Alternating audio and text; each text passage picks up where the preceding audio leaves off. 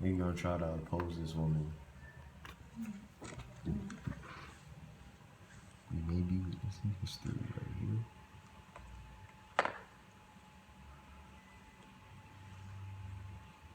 I can't believe people are opposing this. This is absurd. Thank you, Mr. President. I appreciate the debate already beginning. I can see how it's going to work out. Look forward to a good debate. Courage. Courage. Much has been documented in history books about men having courage, especially valid documented war stories about men in the battlefield who were willing to sacrifice their own life to protect their own families, their own country. Many soldiers have died because of their bravery, and we thank all of those who have served or currently serve. Your courage is appreciated. Today, I want to talk about another kind of courage. Courage that is not just courageous, just a different type of courage, but equally bold. It is the courage of motherhood. My daddy always told me I was special. I was always a daddy's girl. He taught me hunting and fishing, competitiveness as an athlete, and most importantly, strength to endure anything. My mama always told me I was different. I could never figure it out. I bet y'all can't either. Why was my daddy so encouraging, but my mama not so much? She knew I was different. She had raised 5 kids and multiple grandchildren. She knew in her heart, Renee is different. My mother knew I was different than my sister. I knew when I became a teenager that my mama was right. She explained it to my dad. Renee has female trouble. Back then, you didn't talk about reproductive health like we are today. Just female trouble in the old South. And some of y'all probably say that now. It's just the way it was back then. When I was 18 years old, I had my first surgery to remove a ruptured ovarian cyst and also had a large, very large benign tumor on it. I had 2 subsequent abdominal surgeries. Then when I was just 22 years old, I had a total abdominal hysterectomy. I quit college. I was devastated. I was barren. The rest of my life lay before me as a woman with no children and no hope. And y'all know, everyone in here, how much I adore children. And it was my goal and my dream to become the best mother ever. The worst part lay before me, and I had no idea.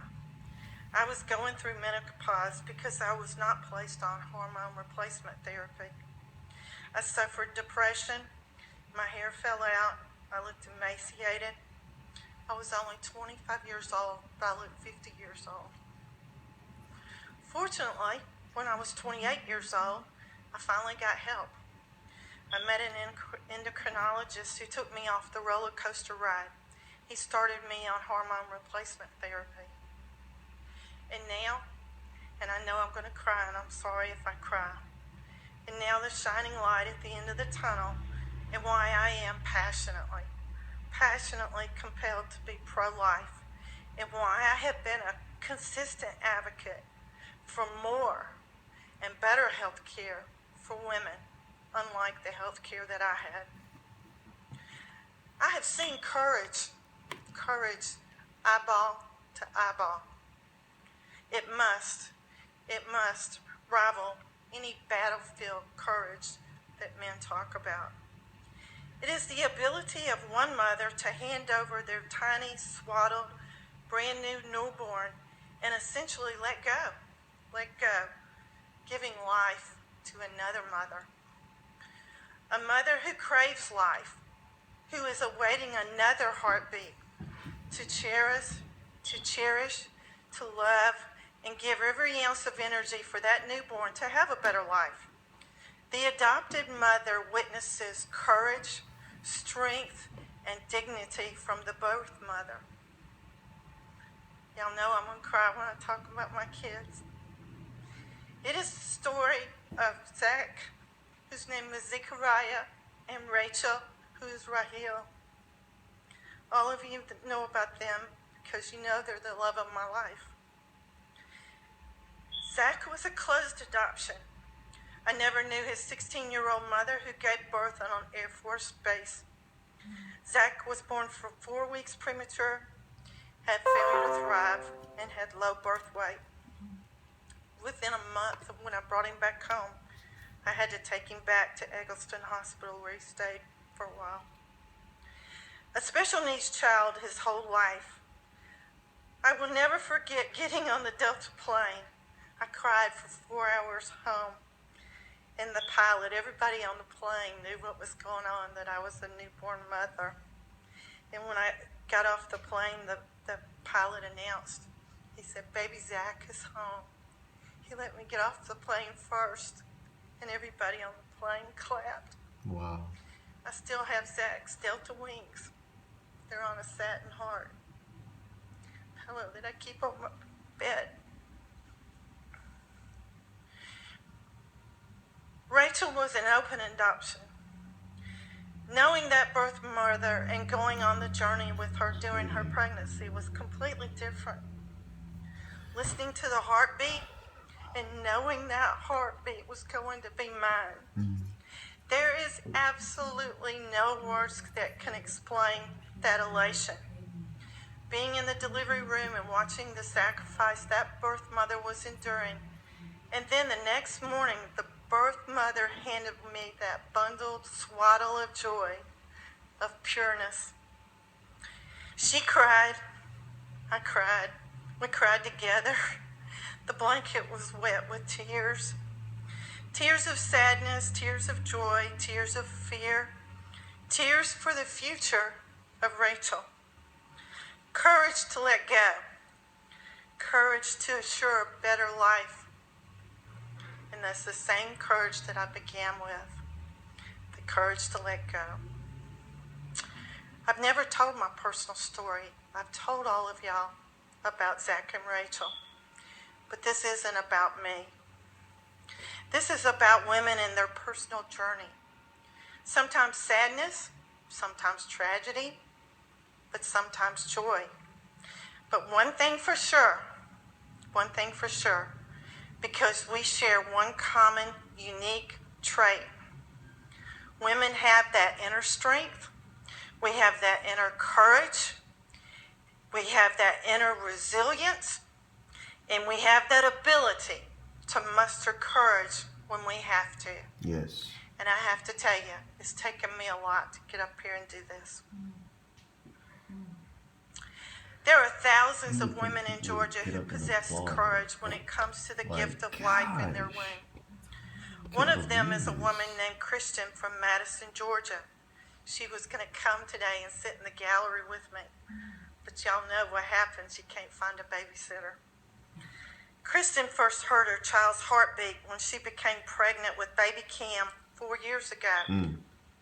When she offered the chance to listen to Cam's heartbeat and see her photos in utero, Kristen knew her child was a precious life, a gift from God. Sadly, when seeing her doctor 13 weeks later, her child was diagnosed with a rare deformity that produces an abnormal small brain.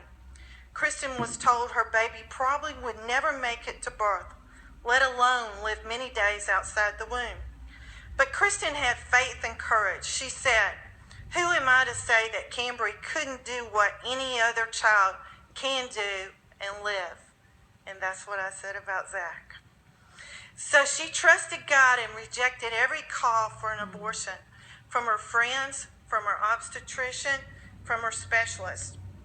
No one had any hope for a child with microlissencephaly, which is as debilitating as cerebral palsy, but Kristen did. Today, Cambry is not only still with us, but a joy to Kristen's life. They celebrate every day and have with Cam's despite the fact that she was born with a tiny brain and is physically and developmentally delayed. She is perfect. She is perfect just the way she is, Kristen says. Now that's courage. A mom who heard a heartbeat, was overjoyed with love, and has a special needs child that is making a difference in one couple's life. That, my colleagues, is why we as Georgians are not like New York or Virginia. Yes. We will not throw away these children who are not perfect. We as because humans. all children are perfect in the eyes of God. Yes. Kristen, I want to thank you. I know you're watching from home on the live stream. Yes. And yes, you are one of those courageous ones giving so much to take care of the child that you love. I want to thank all the women who have taken the time to call or write, and there's been quite a few on both sides of the issue. But let me just start out by saying thank you. Thank you to the police officers that are in the room. I know we have the Georgia State Patrol and we have the Capitol Police. They've been here with us every step of the way this session, and we appreciate you every single day. We had public testimony with 64 individuals entered into the Science and Technology Committee records in a 4.5-hour Senate hearing. It is very much appreciated. Many folks drove a long ways to come to the Capitol for the very first time because I asked them. I didn't ask them to come, they just came. But I want you to know, and there's people watching out there now in the halls, this is the people's building. It's your beautiful building, and we're glad you came, no matter what side of the aisle that you're on. The Living Infants Fairness and Equality Act provides findings by the General Assembly that the state of Georgia recognizes the benefits of providing full legal recognition of an unborn child above the minimum required federal law. The bill defines that a natural person is any human being, including an unborn child. Detectable human heartbeat is described as the steady and repetitive rhythmic contraction of the heart within the gestational sac. Personally, I know about the heartbeat as a former cardiovascular nurse. I've been in those hospital rooms when the heartbeat stops, unfortunately, many, many times, holding a loved one's hand. Every time it gave me a better appreciation of life and the courage to defend the life of the unborn child. This bill includes 4 exceptions. A medical emergency. If the probable gestational period is at 20 weeks or less, the pregnancy is due to incest or rape, and a police report has been filed alleging the same. Or if a physician determines the pregnancy is medically futile. I've had many people write to me about that question, and that is included in the bill. Medical aid must be rendered to the child if the abortion results in a child capable of sustained life. The bill requires that all abortions be performed by a licensed physician, and any abortion after the first trimester must be performed in a licensed hospital, ambulatory surgical center, or abortion facility. Any woman subject to an abortion where the physician or facility violated these laws can recover for damages in civil action. Affirmative defenses from prosecution for licensed physicians, nurses, pharmacists, and physician assistants providing care which results in accidental or unintentional injury or death of an unborn child. The bill further provides an affirmative defense from prosecution for women that sought an abortion who reasonably believe that abortion was the only way to prevent a medical emergency. The bill provides recovery for direct medical expenses and pregnancy-related expenses from the father. Children in the womb also qualify as a dependent minor for tax purposes. This is much like the tax credit for a live birth. The Life Act also updates something that I'm very proud of, and I talked about this at the beginning of the session. Fortunately, I helped write the Women's Right to Know, and it took us almost a year working with Department of Public Health and then Department of Human Services to be able to formulate and publish this book. And I think it did a great job. It's been handed out to not hundreds but thousands of people. The provisions of the Life Act are effective January 1st, 2020.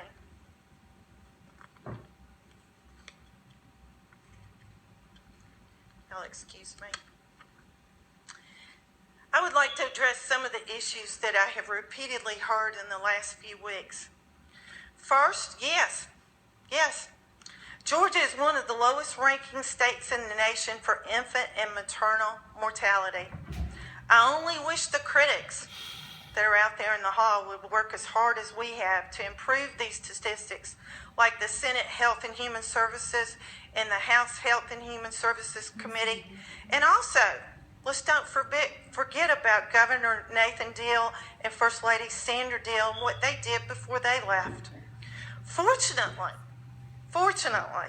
now we have a new governor, Brian Kemp, whose mission is also to help Georgia families. Thank goodness for Governor Kemp for your commitment during the campaign. We all say things on the campaign, but now it's boots on the ground, improving infant and maternal mortality rates. In 2016, and some of y'all were here and some of you went with me, the National Conference of State Legislatures, the National Governors Association, the American Academy of Pediatrics, the National Academy of State Health Policy, the Association of Maternal and Child Health Programs, and other groups, I couldn't even write them all down, targeted Georgia and other southern states with equally dismal statistics. We were targeted. We knew we were targeted. We were glad we were targeted. We wanted to improve. We developed a statewide plan, and it was called Improving Quality and Access to Care in Maternal and Child Health. The Department of Public Health, legislators, and various institutions in Georgia participated. We are on a mission. We started that mission years ago, but we're still. And yes, we are making steady improvements in changing our healthcare delivery systems and infrastructure. We've also consistently added, and I purposely have spent the last week, and I want to thank the Senate Budget Office, in the last 5 years, millions of dollars have gone into family, women, and infant health programs. So I went through the budget, and you're welcome. You're welcome. I went through 5 years worth of the budget. And I want you, because there's been so much criticism about this, to understand how much money we've actually put into the budget and how hard we're working. This is just from the 2019 budget. Women's health, family planning programs. I heard from lots of women who said, why don't you put more money into contraceptives and family planning? We put in $15,772,580 in the 2019 budget. Family planning program offers reproductive health care services designed to provide women support with planning, when to have children, reducing unintended pregnancies, determine effective birth control methods, and improving family well-being. Maternal mortality funds, rural birthing facilities for the purpose of implementing perinatal quality care improvement initiatives to improve maternal and neonatal outcomes in Georgia. I'm going to go down the list, and I want you to listen. It's remarkable how much money. Injury prevention, $550,000 in the 2019 budget. This purchases equipment such as child safety seats, bike helmets, smoke detectors, and other things. I can't even read them all. Babies Can't Wait. Everybody's heard about Babies Can't Wait. $24,973,000 provides a coordinated, comprehensive, and integrated system of care for infants and toddlers with special needs, just like that baby we were just talking about. Children medical services, $12,680,003. Families caring for children with special needs, care needs. Children's First. Children's First facilitates early identification of at-risk children and links them with early intervention services. And my favorite, because this is what Zach suffered from, autism. In this year's budget, as you know, we have consistently funded autism. $1,614,000. Early identification, screening, diagnosis, early intervention, and family support for children suspected of having or diagnosed with autism spectrum disorder. Home visiting, $11 million. Genetic sickle cell, the minority party always lobbies, and thank goodness you do lobby for that.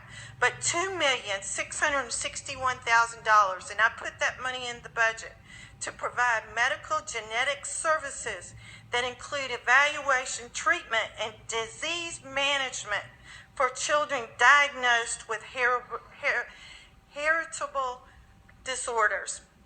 Infant and child oral health, $3,479,000.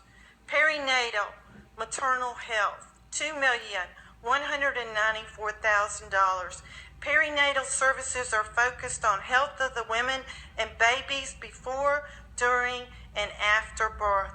And I can tell you one of the best experiences I ever had was going to Albany, Georgia about 5 years ago, I think it was.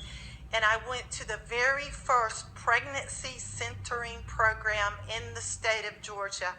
We put it in Southwest Georgia because we knew that was the highest incident of infant and maternal mortality. And I can tell you that was the pilot program, and guess what? We've expanded that program. It is so successful. I actually went through the program with a group of pregnant women. Regional tertiary care centers, $1,578,000. Comprehensive child health, $9 million. So for the 2019 budget, just this budget alone, $90,896,944,000. But I want to tell you about some other money, and I hate to be talking about money, but this is what the critics kept repeatedly bringing up. We're not doing anything. The OBs that are out in the hall, the senator from Bainbridge from the 11th, he always helps with the OBGYN residency program. Over 5 years, we put in $1 million for that program. The FQHCs, everybody in this room wants an FQHC in their region. We have expanded them. We have put $3.5 million. Medicaid add-on payment for newborn delivery in rural counties. This is the OBs who said, we can't even turn the lights on. We're going to quit seeing the Medicaid babies. We can't even keep our office doors open. So what did the state do? The state stepped in. And we reimbursed them at a higher rate in these rural counties, and that accounted for $1.3 million. Medicaid reimbursement for evidence-based group perinatal care, $500,000 in 2019. So as you can see, the list goes on and on. I mean, I could have gone into child welfare reform. I could have gone into the literacy program. There's no way. And thank goodness, like I said, Governor Deal and now Brian Kemp, he's stepping up to the plate. We're all elevating these services together. And we need to be very proud of it. We've worked hard, and we're going to work harder. And we are committed to these women with access to care and keeping these babies alive. So, I'm going to show you 5 years. I went back 5 years. In 5 years, it totaled $117 million. The second criticism I've heard was the number of OBs leaving Georgia. Well, let me tell you, the OBs aren't going to rural Georgia. They're not going to rural Georgia. You know, you want to know where the OBs go, and I don't blame them. They go where there's a reimbursement stream. They go to Roswell. They go to Alpharetta. They go to Marietta. They go to Lawrenceville. And they go to Fayetteville. Because that's where they get an insurance reimbursement. They do not go down to Dr. Karen Kinzel, who works in Clay County in the 1960s Tasty Freeze. They aren't going down there to help Dr. Kinzel. They're not going down there. And lastly, because I know we're going to go down this rabbit hole. I know we're going. I'm waiting to go down the rabbit hole with you. The Medical Association of Georgia sent out a letter, said they oppose this legislation. Let me tell you, they've opposed me on a lot of things. And you know what? By golly, I'm glad they have opposed me on a lot of things, because you know why? I'm standing up for the patient. I'm standing up for the consumer. And if I have to get on top of this building, on top of this gold dome, and dance up and down every day for the consumer, you better believe I'm going to do it. By golly, that's what she's going to do. Tooth and nail. Shoot. And so has the senator from Rome about surprise billing. And everybody in this room knows what surprise billing is. Let's go. So does it affect me that the Medical Association of Georgia put out this letter? Nope.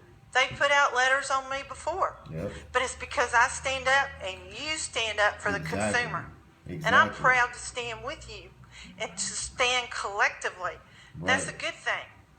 The other thing they oppose me on, and this is my pet topic, it's crazy. There's over 170,000 nurses in the state of Georgia, 140,000 registered nurses, 32,757 licensed practical nurses. Hey. And the nurses that I'm most proud of, the nurses that are handing out those contraceptives in those public health departments. There's 811 RNs in the public health department, 174 LPNs, and most importantly, 133 advanced practice registered nurses that these physicians that put the letter on the desk have held them back because they go to your schools. They go to Augusta, they go to Macon, they go to Mercer, they go to Atlanta, they go to Brenau. I think there's about 13 nursing schools in the state of Georgia. Emory University produces some of the best APRNs, nurse midwives, and they're held back. They're held back by that same group that put that letter on your desk because they don't want to expand their scope of practice. And you talk about access to care, you can talk about access to care all you want. There are nurses out there that will go to work in these rural areas, but guess what? They're held back. They're held back and told not to go there. So we can go down that rabbit hole. We'll go down that rabbit hole, I'm sure, in a few minutes. So I'm going to close out, and I want to tell you there's a few changes. Everybody says they don't like this bill. Some people say they don't like it in the minority party. They don't like this bill. Well, guess what? When this bill came over from the House, guess what? When it came over to the Senate, we're pretty smart cookies over here, aren't we? We refined and we changed the bill, just like we do on multiple bills that come over, and just like the bills that go over, even though sometimes they won't even call our bills up. But we changed the bill. In the Senate Science and Technology, we added definitions and made changes throughout the House-passed version to reflect the detectable human heartbeat standard. The House used the terminology human heartbeat. The committee removed law enforcement agency access because they're going to talk about criminalization, access to health records, and maintains that district attorneys have access to those records. When it came over from the House, it said law enforcement agency. We went back to the existing law and we added just one small term about residing in the county in which it was filed. The committee also added something that I was very proud to change. The word, I believe in the original bill, it talked about child support. I know when I adopted the second child that there was a lot of medical expenses. It wasn't the shelter over the head or the food that you eat. What it was you had to buy perhaps new clothing, your feet may swell, you had to buy new shoes. And that's the whole purpose of that. So with that, I think there was a couple of other minute changes. But with that, Mr. President, if I can just get a Kleenex and